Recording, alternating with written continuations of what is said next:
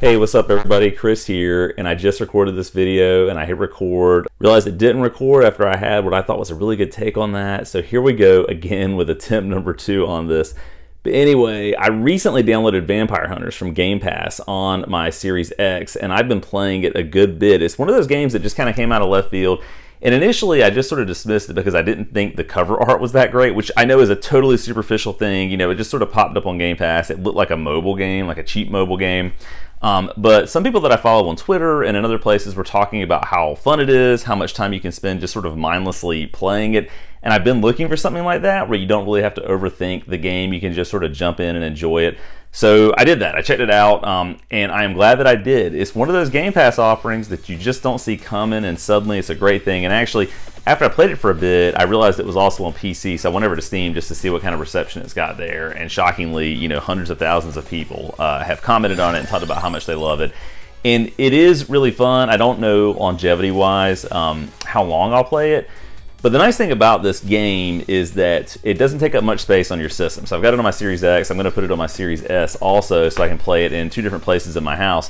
But it's one of those games that I started playing, and it's sort of a shoot 'em up type of game where things come in waves, right? So there's not a whole lot to it. It's a 2D game, 8-bit style, where you choose from a handful of different characters, and as the game starts, you're already sort of firing or using your whip or your sword or whatever weapon it is that you have. And at first it confused me a little bit because I kept trying to press the trigger on the controller, press the X button to swipe or throw or do whatever.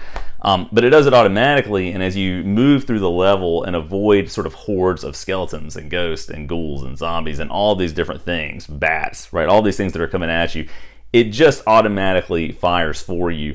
And I wouldn't say that it ever gets to a point where it feels like you're on autopilot, because there is some strategy in determining when you level up as you go through the game, whether or not you should use your opportunity to upgrade to increase the damage you're dealing, or to simply throw more objects at enemies like axes, or at one point you can get a Bible that sort of floats around you and kills enemies as it goes, vampires, that sort of stuff.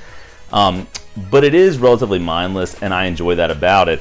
And again, when I started playing it kind of late one evening, I realized after some time that I'd been playing it for a couple of hours, much later than I thought I had, because it's very much got that, let me just give it one more go type of thing. And each run can last as long as you can make it last. You start getting achievements and you become a little more motivated to try and do better that next time, maybe to make it to level 10, to make it to level 20, and to keep going and to see what you can do. And that's something that I really enjoy.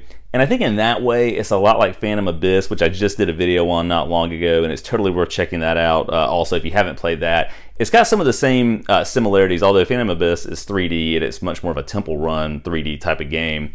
But this is another one of those games where you can just sort of pop it on if you have a break in the day and you want to just sort of relax a little bit. You can spend 30 minutes, an hour, however long you need to or want to, playing it, and it works well for that purpose. Again, I don't know in the long run how long it's going to last for me, how much enjoyment I'll get out of it, but because it's on Game Pass and because it doesn't occupy a ton of hard drive space, I'm fine just keeping it on both systems and playing it when I have time.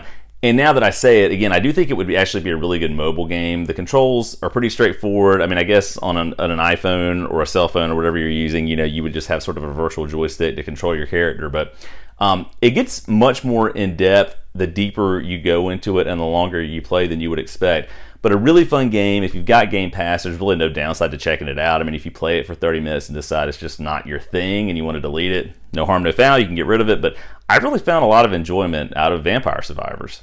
Anyway, if you've checked this game out, let me know what you think in the comments down below. Again, it's another one of those sort of out-of-the-blue games that I had no idea about. I had no idea what it was.